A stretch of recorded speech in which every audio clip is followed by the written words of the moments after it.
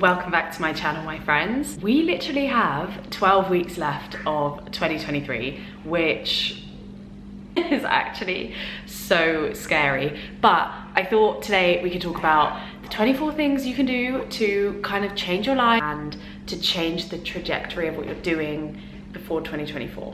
I actually did one of these in 2021. We did a 22 things you can do before 2022. So I thought it was only right to come back and do it again. And I feel like I should preface that this kind of list of 24 things is not just gonna be like practical advice of things you should physically do. Some of it is just a bit of a mindset thing and a mental thing. And I've tried to kind of include the things that I wish someone had told me that just wasn't out there.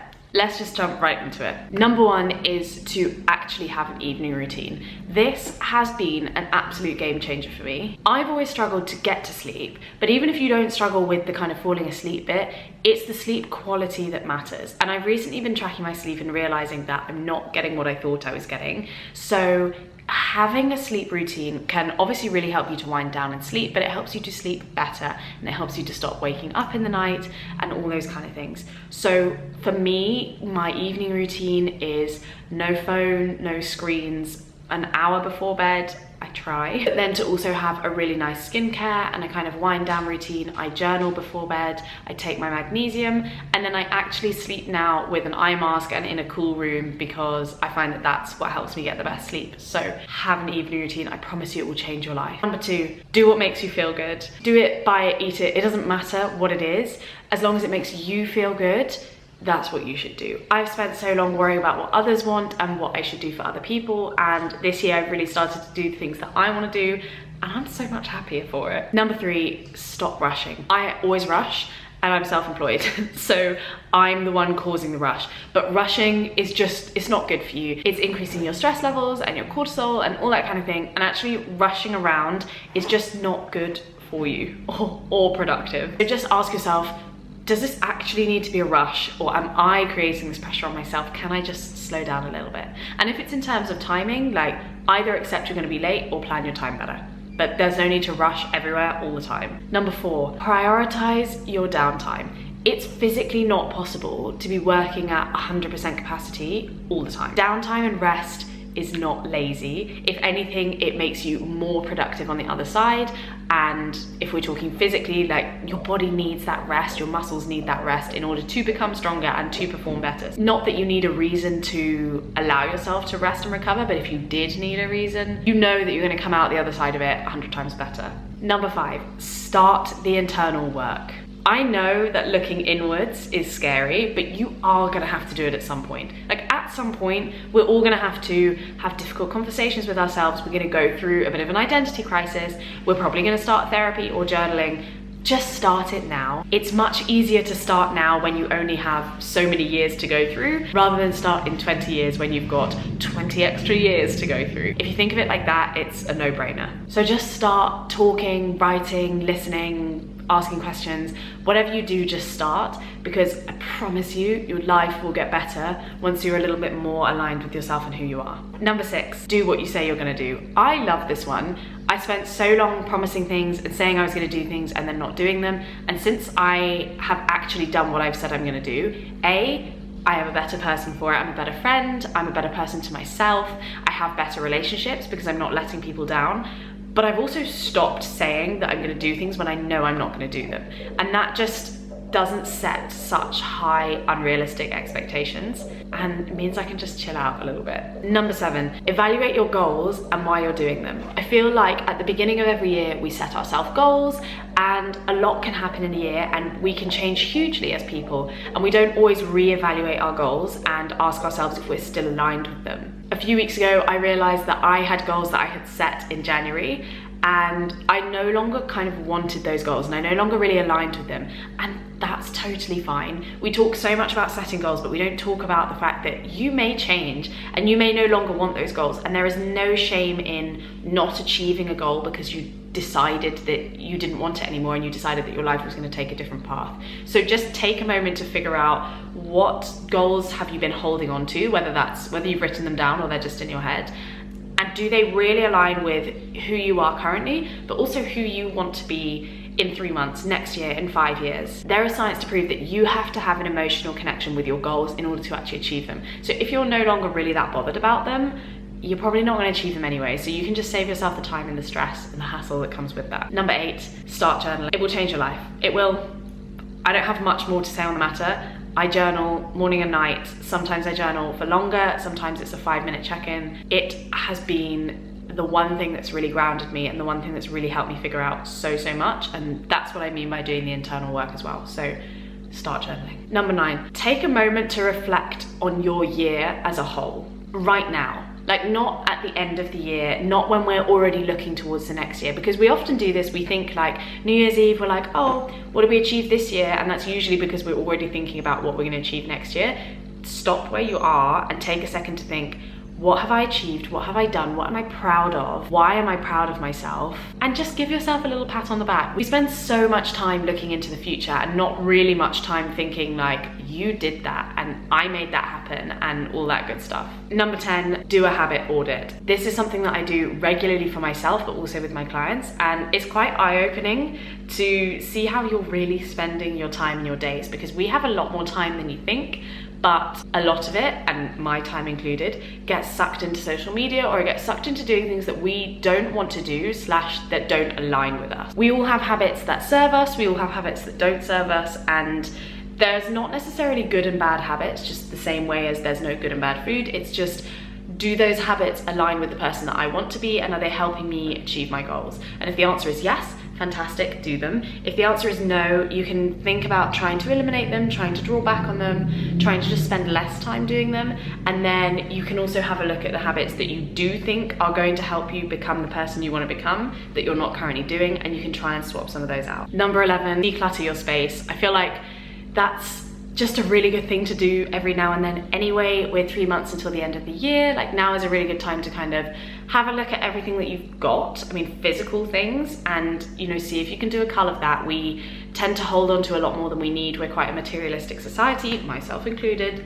And you will find that once you can clear some space and once you can kind of get rid of things that you no longer need, that actually clears a little bit of space in your head as well, like a little bit of mindset stuff. And also, your space is a reflection of what's going on in here. So if your space is always dirty, always messy, it's very difficult to have clarity in what you're doing and to have a good mindset. So if you can just declutter and try and keep your space tidy, I mean, the less stuff you've got, the easier it is to do that. It will serve you very well. Number 12, stop doubting yourself. This is obviously easier said than done, but there's so much to be said for having actual belief and confidence in yourself. And that doesn't mean to say, you know, I'm not sat here telling myself that I'm going to compete in the Olympics next year or whenever they are, but genuinely being your biggest fan and just having so much confidence that you can do whatever you want to do is huge. And this will come down to doing the internal work. As I said, like, this will all be revealed. You don't just wake up and have confidence in yourself if you're not a confident person,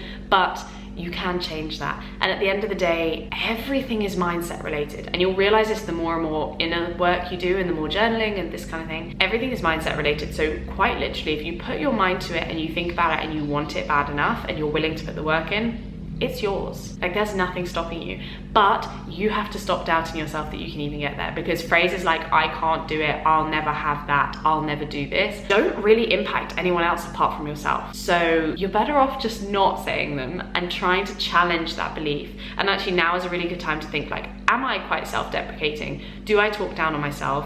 Because if you do, this is something you can highlight as to something you want to go and work on. Number 13, manifesting and visualization. Bear with me, because this sounds a bit woo-woo when you first hear about it, but honestly, it works. Like, I don't really know how to explain it, but it works. I think the easiest way to explain manifestation to someone that doesn't necessarily buy into it, because a lot of people don't, is you're not just gonna sit there and think about what you want and it's just gonna happen. That's not what manifestation is. But manifesting goes hand in hand with believing in yourself.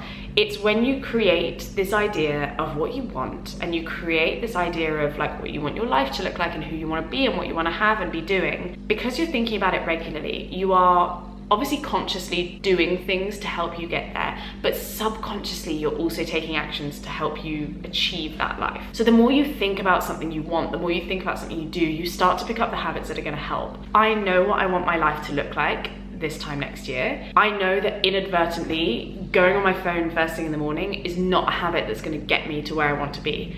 And because I'm constantly manifesting and I'm constantly thinking about where I want to be in a year and what I want to be doing, I'm no longer going for those habits that don't serve me, if that makes sense. And it's not really a conscious thing anymore. It's just I know I don't want to do that. Number 14, look at your inner circle. Your inner circle should want you to win. There's that saying of like, you are a product of the 5 people you hang around with the most, or something like that. And I do think that has a lot of truth to it. And I think that now is a good time, maybe not right now. I'm not saying cut off all your friends right now. I'm just saying have a look at your inner circle, because it's sad to say, but like, your inner circle don't always want to see you win, and they should. They should want to see you win. That's it. They should want to support you and you them. And you know, you don't all have to be on the same journey, and you don't necessarily have to be aligned in what you're doing, but you do need to be aligned in your values and your morals and all that kind of thing. And just because you have been friends with someone for a long time doesn't mean that you have to continue to be friends with them. If they are actively not supporting your journey, if they actively don't believe in you, they're not the people you want around you. You need to be surrounded by people who are going to lift you up and people who want to be with you. So have a look at who you're surrounded by, because their actions will rub off onto you. And if they are not in a position that you necessarily want to be in or working towards, maybe it's time to kind of have a little look at that. Number 15, get your finances together. I'm not talking having hundreds of thousands saved and having multiple accounts and this, that, and the other, but just the little things. Like, you really can't be going day to day without knowing what's going on in your bank account. Apple Pay is so dangerous and we joke about it, but like, you really can't be just going around tapping and hoping it doesn't decline. You need to have control over your finances.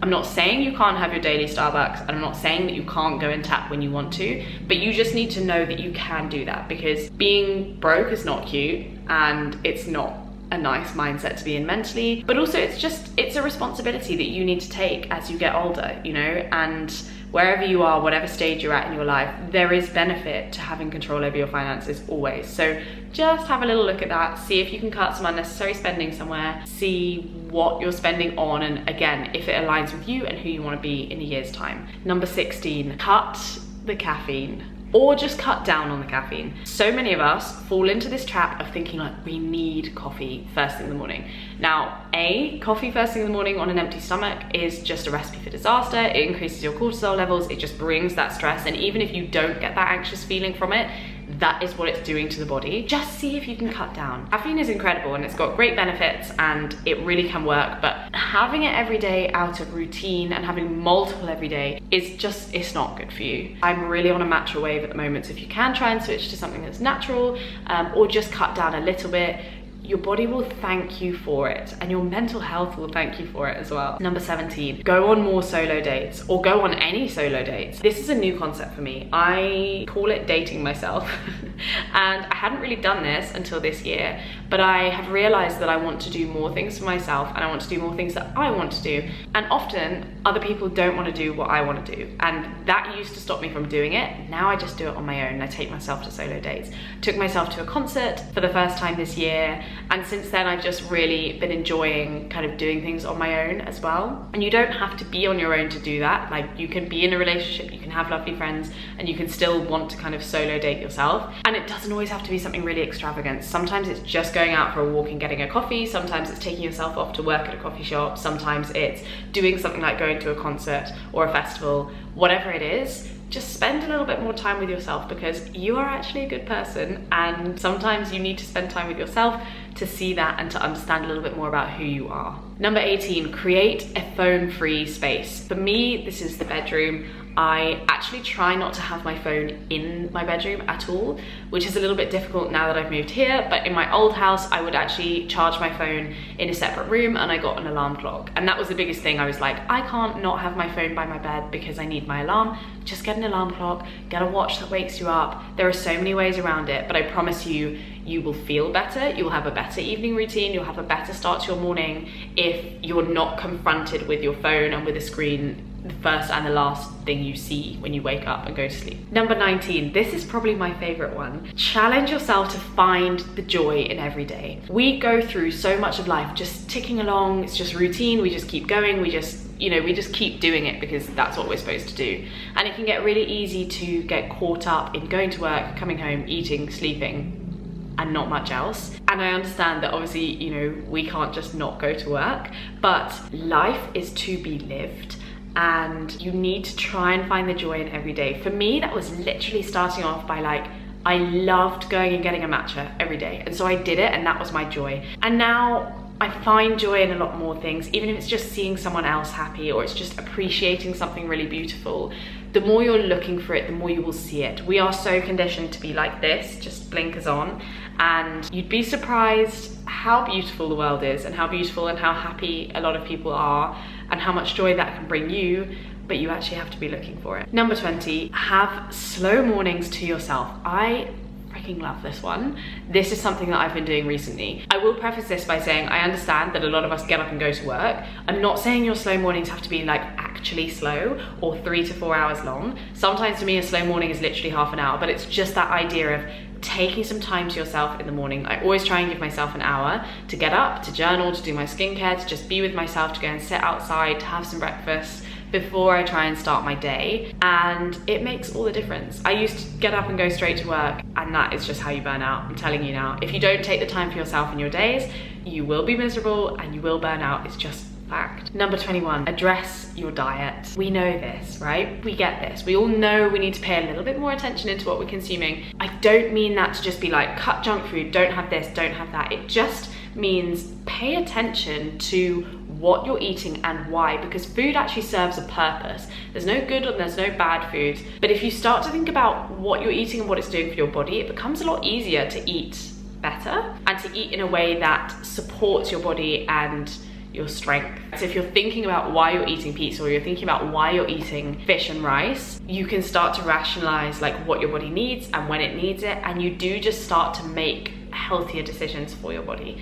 There is obviously still a place for the things that you love. Food is about nourishing your body and your soul and making you happy as well as your body happy. So everything in moderation, but just see if you can pay a little bit more attention to that. Number 22, pay attention to what you're consuming. And I don't actually mean this in terms of diet, obviously they go hand in hand, but I mean everything you're taking in. We spend so much of our times just kind of glued to our screens, and we're not really paying attention to what we are consuming, because when we talk about diet, it's more than just what you're eating. It's about what you're seeing, what you're listening to, what you're talking about, what you are involved in. So for me, this was things like I stopped watching reality TV, I stopped watching things like Love Island and the Kardashians, because it was just constant drama. It's just constant drama, and I really try and keep my life drama free. And I know some of you will be watching this and you might be thinking, but I love that, and that's totally fine. But just pay attention to what you're consuming, because if you're always consuming negative, drama-filled TV or programs or episodes or whatever it is, just think about how that has an effect on your life, because everything we consume has an effect on our lives. Number 23, give yourself a break. Genuinely give yourself a break. We set such high expectations for ourselves, and we are always trying to work towards just doing the next thing and constantly being bigger and better and just doing more. And sometimes we actually just need a break to enjoy life and where you're at now, because you are exactly where you're supposed to be right now. And a lot of people don't love hearing that, because we're not necessarily in the place we want to be, but just take comfort in knowing that you can take a break, and you probably need a break in order to realign with who you want to be and your goals and everything that you want to achieve, and then achieve them. As I said earlier, you cannot achieve things if you're working at 100% all the time. So just take a break and give yourself a break, right? Not just take a break physically from what you're doing, but give yourself a full mental, physical, emotional, spiritual break from everything. And lastly, number 24, be the energy you want to attract. I cannot express this one enough, and this is probably my favorite one, which is why I've left it till the end. What you put out, you get back. And this is, kind of similar to karma, what goes around comes around. But if you are this little ball of energy, this little bright sunshine that sees the joy in every day, you will attract people like that. And very quickly your circle and your life becomes full of positivity and joy and energy. If you are constantly self-doubting, self-deprecating, complaining, gossiping, you're gonna attract people like that. And you've got this little circle that encourages each other not to be better, but to stay in the same situation and to just be negative and be a little bit toxic. So be the energy that you want to attract. Even if you're going through a shit time, even if life is not what you want it to be right now, if you can put out a certain energy, you will receive it back. Whether that's from people, situations, just the world in itself, you will, like, it will happen. So those are my 24 things to get ahead of 2024. It's kind of more looking inwards. I really do feel like we as a society have more of an emphasis on health and wellness now, and that really includes our mental health and doing the inner work, and I feel that that is super, super important. So take the time to look inwards, and if you can do it now, you are more likely to set yourself up for success. There's no point in waiting another 3 months, because January gets very overwhelming, and when we set ourselves all these things to do in January, we often don't stick to them. Whereas if you can start them now, you have a much higher chance of success. You don't need to do all of this at once. You can pick things and then add to them, but this should just give you a really nice list and a nice idea of things that you can do to kind of have that mini glow up kind of inside and out. Last thing I'll leave you with is you are exactly where you need to be right now. And people don't love hearing that if they're not in the situation they want to be in, but you are where you need to be right now. You have the ability to change everything. You have the ability to change your life. You have the ability to change your situation and whatever is going on with you. You just have to take control of it. Nothing is impossible. I really believe that. Thank you so much for watching this video, you guys. I really hope you enjoyed it. If you did, I want to know what you're going to be doing between now and 2024. And if you are watching this in January 24 or at the end of 23, it's also not too late. You don't need to start months in advance, but if you can, try to make these little changes as you go throughout the year rather than waiting until one point of the year to change your entire life. If you did like this video, make sure you click the little like button. I would love for you to subscribe and join the family, and then hit the notification bell so you never miss out on another video. And I will see you in the next video.